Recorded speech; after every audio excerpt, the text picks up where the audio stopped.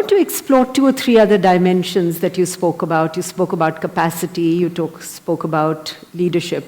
So talk to us a little bit about what you see as, who are leaders and what is leadership? Is there a difference? Is it… I know there's a lot of talk about leadership and wanting to become leaders. I don't think anybody should try to become a leader. It's quite obscene that I want to become a leader, that means all of you should be what? I don't know. I don't know what you would like to call yourself. It's not about you wanting to become a leader or someone wanting to become a leader. Because of a certain thing that you have done within yourself, or a certain level of observation, or a certain intelligence, or a certain experience, you are able to see something that most people are not able to see. The moment you're able to see something, then people will naturally look up to you as a leader because you're seeing something that they cannot see. And if you become a leader, there are many ways to become a leader. You can get elected, you can get selected, you can work it, you can pull other people down and become a leader, or simply people will rise you as a leader because they see that either you're able to see something or you're able to do something which they themselves cannot do. I feel this is the way leadership should happen, if you want to call it that someone is able to see something and do something that others cannot do, so everybody wishes he must take charge of the situation because naturally he will be able to do something that the others will not be able to do. So what is the quality of leadership? Leadership means once you sit on a perch, you better see clearer than others, otherwise you'll make a ridiculous fool of yourself. There's a whole, in the nation certain things have been happening. Right. Somebody sits on a perch and he doesn't see any better than you, he looks like a fool immediately. So, it is not about you wanting to sit on the perch, you wanting to see something must get you to the perch. Not because you want to be above everybody else, you get to the perch. So what is the quality of a leader? I don't think there's any particular quality. One thing is, a leader means his sense of life is beyond himself.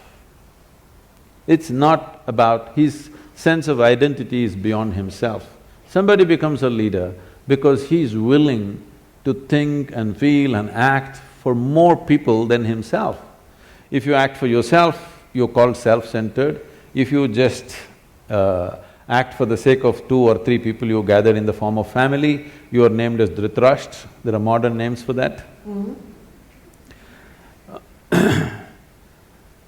If you identify yourself with the entire nation or the world, you'll be looked at in a different way. Essentially, your leadership will come from the right context depending upon what you're identified with. Because everybody needs an identity. What sort of identity have you taken will determine the context and the quality of your leadership.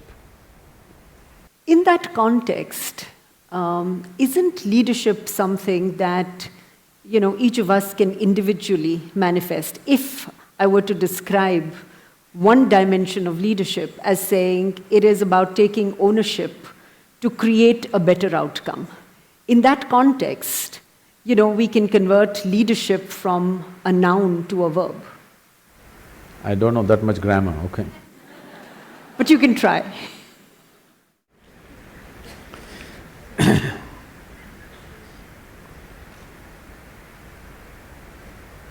See, whatever we do, every human activity, the purpose of an activity is to produce something. Production may be a safety pin, a computer, love, joy, health, well-being, it doesn't matter what. We want to produce something. When we act, we want it to be effective. How small an act or how big an act is not the important. We want something to happen effectively, which means it's a question of efficiency, it's a question of with how little, how much more you could do. That's what makes you… because all of us have the same amount of time in a day. People always tell me, Sadhguru, you had such a long day. I said, unfortunately there's no long day, God, they give me only 24 hours. I would like to bargain for more, but it's not happening. You can make it more by increasing your efficiency, the way you function, including people as a part of yourself, where other people will function as a part of you so that you don't have to bother about so many things around you. In this sense, you can enhance what you do. But time-wise, all of us have the same time, we can't help it. Right. So, how much can you produce, in how little time, in how little material, is the question. In the limited span of time which we have as life, what is it that we can do? Is it just about efficiency? Is it about simply mindless efficiency, do better, do better? No. At different times in history, people seem to want different things on the surface. But essentially, no matter which time of history, who they are, which part of the world they are, everybody wants the same thing, well-being. But their idea of well-being, everybody has their idea how to get there, but everybody wants well-being, no question about that. It doesn't matter which part of the world you go, whether you came here 1,000 years ago or today, 100 years later, you will see people will be still seeking well-being. In pursuit of well-being, maybe 100 years ago somebody would be going in search of water, today you're going in search of the Wi-Fi cloud but still well-being. People's idea of well-being, whatever that is, but people are only well only when something beautiful happens within themselves. They think they're going to cause it to themselves by some means. But people have been happy before the Wi-Fi came, people have been happy before the automobile came, people have been happy before all the luxuries we are enjoying today appeared. So what I'm saying is, well-being, if you're in pursuit of well-being, essentially, it is about what happens within the human being. What happens within the human being, in the name of so many things, I don't want to name all the things, in the name of so many things, what we call as family, society, and another world which we call as corporate world all these things we created, these are all different names or different mechanisms that we believe will bring well-being to us. Somebody built a family, somebody built a corporation, both in pursuit of well-being, isn't it? I must tell you this. The first time I was at Davos so many years ago, they were almost resentful. Why… what is a mystic doing an economic summit? A